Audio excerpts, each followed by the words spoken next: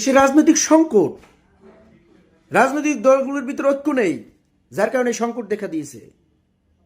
আজকে দেখবেন আপনারা কোনো রাজনৈতিক দলকে দেখতে পারে না, একজন আরেকজনের বিরুদ্ধে কথা বলে। এটা কেন হবে? ক্ষমতার লোভ ঢুকে গেছে অন্তরে। ক্ষমতার চেহারে কি কখন বসবে সেই চিন্তা নিয়ে সকলে ব্যস্ত। দেশের মানুষের কথা কেউ চিন্তা করে না।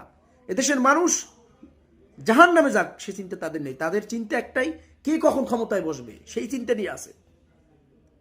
আজকে দেখেন তারা ক্ষমতা নিয়ে বাগাবাগি করে, আর জীবন দিতে হয় সাধারণ মানুষের, যে রাজনীতি করে না, দুবেলা দুমুঠো রিজিকের জন্য তিনি পরিশ্রম করে যায়, সেই ব্যক্তিদেরকে আজকে জীবন দিতে হচ্ছে। অসহায় ব্যক্তি থেকে শুরু করে সাধারণ মানুষগুলোকে আজকে জীবন দিতে হচ্ছে, আর তারা আছে ক্ষমতা নিয়ে। আর চরম বিশৃঙ্খলা দেখা দিয়েছে রাজনৈতিক অঙ্গনে, দেশে চরম বিশৃঙ্খলা।